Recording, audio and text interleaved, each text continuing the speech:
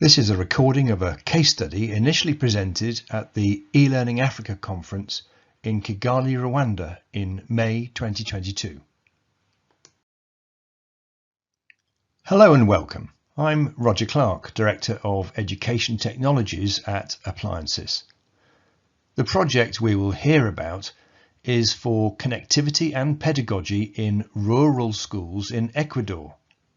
Some of the schools involved are in such remote areas that teachers and students had little previous familiarity with digital, were not connected at home, and schools were setting out on their e-learning journey for the first time.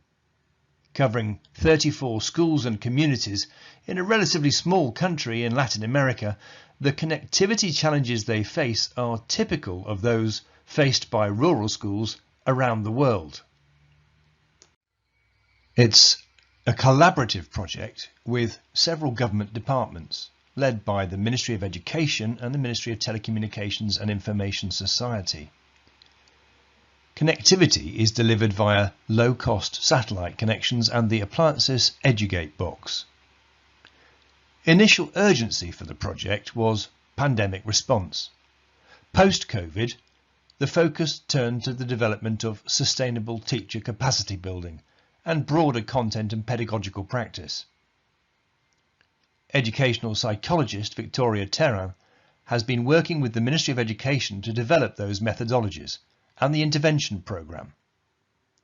I asked Victoria to give us some background on how the project had come about. The country has seen a lot of efforts to connect schools with investments that have not really filled up expectations. So we have tons of schools with huge internet antennas that never worked or that were never enough. They just allowed a teacher to send an email perhaps, or we have entire computer labs that have no internet to connect to. And that's a problem. But we faced a challenge that we didn't know entirely how to solve, which was connectivity for rural schools. We had a part of it, which was satellite internet to get to those very rural areas, but then that connection was never enough. Digital education, as you know, as well as knowledge and digital tools and connectivity are a part of the future, and we want to provide solutions that can help Ecuadorian education get to that place where we need to be at. Connection to the internet, content, training, and getting people familiar are key parts of KIPA. Getting them familiar with technology, with connectivity, with all that it entails. So, previous initiatives had failed largely due to inadequate connectivity. The initial plan was to utilise 20 megabit per second Ku-band VSAT connections, but there were concerns about affordability and long-term sustainability, not just for the satellite equipment, but also for the ongoing data costs. A lower cost option was Ka-band satellite technology provisioned with just 512 kilobits per second or 1 megabit per second, which would not normally be sufficient even for front of class teaching. But the inclusion of EDUGATEBOX in the project opened that up as a real possibility. I asked Victoria about the broad objectives of the project. So we aim to connect, but also to empower rural communities into technology and all that it entails. Another important thing for us that we take very much into account is that there are entire communities surrounding schools. So older siblings, parents, grandparents who also have the need and the right to access information. We also provide content that is relevant for them, such as simple things like documentaries that can be educational for them, or information on nutrition, for example, for parents by the Food and Agriculture Organization, or a free training programs on agriculture, or talks about psychology, teen psychology. We all need those, right? So yeah, those are the motivations we have right now to connect in a real and efficient and sustainable way to rural schools, especially. With satellite installed in each school building, there's an additional external Wi-Fi antenna on the roof. During the school day, the EDUGATEBOX's traffic shaper prioritises internet use for the classroom, and in the evening, a carefully limited service permitting access to government websites, Gmail and WhatsApp messaging is opened up to the community. Bandwidth is narrow but available 24/7. So nighttime bandwidth is utilised to pre-cache content from the government websites of the Ministry of Education, Ministry of Agriculture and Ministry of Health. With the vast majority of content served from cache, it wasn't difficult to persuade the satellite service provider to zero-rate educational content from the Ministry of Education content portal, and also to zero-rate nighttime bandwidth use for any other content downloads. I asked Victoria what kind of difference the EDUGATEBOX has made. So with all that EDUGATE gives us, our program is now focused on giving an integral connectivity solution to schools. So previously they were limited to textbooks, and if we expect just giving them regular internet, then it will not happen. Regular internet will not just transform what they're doing in class. Why? Because the connection will never be enough. So EDUGATEBOX has really helped us achieve our objectives because optimizing connections and making them sufficient for our users is a key of it, because if not, then no connections are going to be enough. Another key is the fact that we can expose teachers and kids to the internet in a gradual, step-by-step protected way. And EDUGATEBOX is a tool that is made exactly for educational environments. So they know our needs, and that is very important for us. When students are homeschooling, the teacher uploads assignments to the EDUGATEBOX. The students come to the schoolyard with their parents' smartphones and connect to the Wi-Fi to download the assignment to complete at home. Victoria saw that with the smallest of interventions, teachers were able to get started, but she knew that they were just scratching the surface in terms of transformation. She knew that with the right program, with both eyes firmly on sustainability, they could deliver a series of step changes, particularly using the EDUGATEBOX's media library to take what she called baby steps. I asked her what she meant. What do I mean with this? With a media library, for example, we are allowed to put up a lot of relevant content that will help teachers teach their kids and kids to understand the lessons they're getting in a very simple way.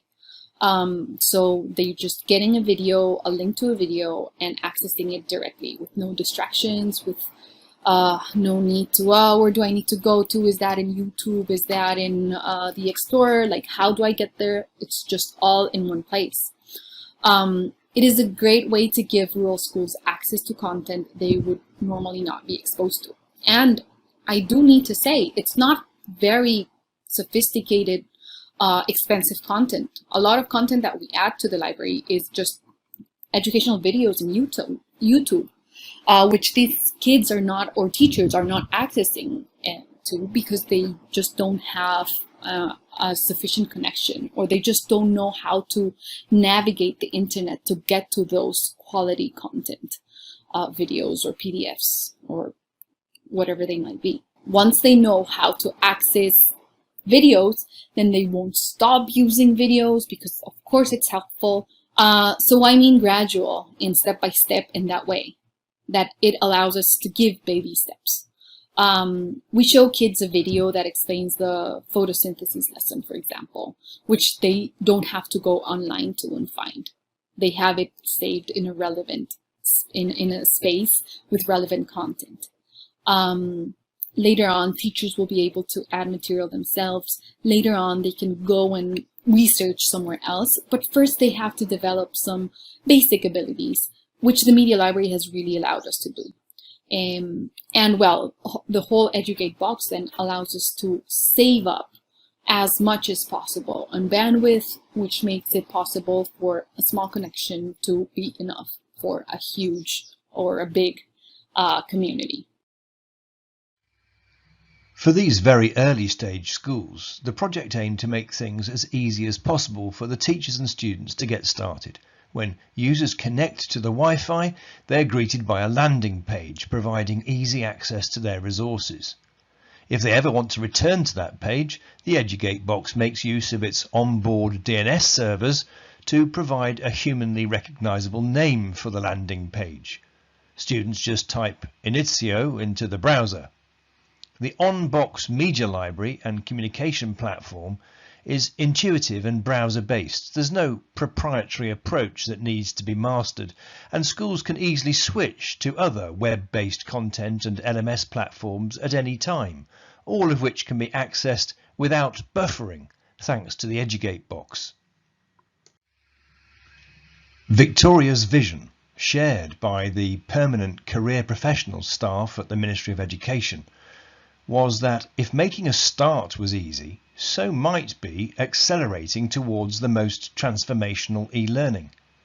I asked her to explain what sort of interventions were needed to really move the needle in this post-pandemic e-learning development phase. So our intervention is simple. The intervention we do in schools, we train the teachers and explain them how the technology works. It's not only internet that they're getting, but it's a tool that will make using the internet easier in class and more feasible and more sustainable over time. Getting around the box and understanding it is very easy, fairly easy at least. It's a very intuitive space, but we teach them how to use it, how to upload content, how to get around with it. But especially, we really focus on how to change what they're doing in class with this new tool. So we give them this very basic, small ideas on how to start using it, because it's not only about showing a video in front of the class once in a while. It's about really using the resources in the ways that will help learning, that will help them as teachers. If there are different levels of math abilities in the class, for example, okay, then use it to level them up, or just to get each of the different groups that learn in different ways to keep learning in the ways that work for them. So sometimes we can go and use the internet for investigations about certain topics in the offline pages, motivating them to exercise their abilities to research, to think critically, to summarize. And those are abilities that the kids need nowadays. So the process is a lot about examples we give to teachers, the ideas we give them on how to start. Because most of the times things are not started because they seem too big in general, in life, I guess. And of course with teachers and technology. And mostly it's a simple intervention that doesn't take long to do, but it does inspire them to get started. So there was a conscious shift of gear from pandemic response to back-to-school drive for transformative e-learning, driven in no small part by the need to catch up and level up. The programme was developed to cascade from a small cadre of central teacher trainers who disseminate the know-how to district trainers who train champions in each school. Interventions only need to be light. With the connectivity problem fixed, once teachers have the confidence that access to content will be quick and reliable, there's rapidly increasing enthusiasm and adoption. The intervention is largely about getting the ball rolling for teachers, so teachers can then run with it themselves. So was that shift from pandemic response to a drive for in-school transformative e-learning a difficult shift to navigate? The EDUGATEBOX really made this transition easier and overall very smooth. The kids are in fact more engaged and excited about learning, and they have gotten a lot more tech savvy during online classes. So once they're going back to in-person classes, which is just happening in Ecuador in the past months, then they were like, okay, yeah, it's nice to have the teacher up in front, but I also need some technology, digitalization here. What can you offer me? So it really came in handy to have this solution, to keep them excited, to keep up with what kids need now, and also to level them up. Kids were doing what they could while they were at home, and this really helps for this. So amongst the hugely challenging outcomes from 2 years of disrupted schooling, there were some small but significant rays of sunshine for these remote schools, small first steps on the ladder, some familiarity with digital and e-learning, and with proper connectivity in place.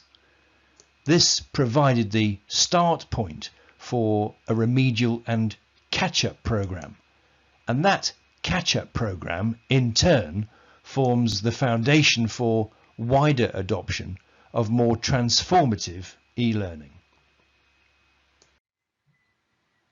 So what about the next phase of the program? We want to keep trying stuff. So soon we will be piloting a whole platform with these schools, with Little Bridge, which teaches kids English. So it's a way of showing the Ministry of Education and trying it ourselves to see how adaptive platforms work with this technology, and especially how it impacts teaching and learning. So they can see how technology can help teachers in the complete learning process, and they can see how leveling up their own platform. In Ecuador, the ministry has one called Recursos, how that can really work for the system. So having more than videos or PDF with content, especially made for our context, can really be a game changer. So now with EDUGATEBOX, the ministry doesn't have to worry about if connectivity will work, because it will. And now they can start worrying about putting their energy on how to use the technology to enhance education. So yeah, that's what we're doing. The Ministry of Education is keen to see the Little Bridge English Learning Platform working in tandem with the EDUGATEBOX. It's an award-winning platform showcasing powerful but automated metrics for teachers, schools, ministries and even parents. Adaptive capabilities deliver a personalised pathway for each student, and this is augmented by a groundbreaking social learning element with an opportunity to have moderated conversations with other children on the platform anywhere in the world. EDUGATEBOX is programmed to contain all the reusable content ahead of time and can provide secure access even for BYOD devices on the smallest of connections. As well as evaluating Little Bridge itself, the Ministry of Education is getting to see up close what great learning progress and engagement metrics look like, informing how the national content platform can be developed quickly to support more rapid transformation. And that brings us full circle. We've heard how the Ministry of Education in Ecuador is looking to get ahead fast to unleash the power of connected classrooms. And to do that, they have demonstrated that EDUGATEBOX enables the most remote schools to bridge the digital divide. There are other resources available in recorded and written format on our dedicated National Education Authority microsite, including a video case study from Senegal and a recording of the presentation prepared for the eLearning Africa Conference 2022 in Kigali, Rwanda. And if you would like appliances to work with your school system to evaluate the Cashbox and EDUGATEBOX solutions and create your own success story, do get in touch through the Appliances Education Authority microsite at nea.appliances.com. Thank you for joining us.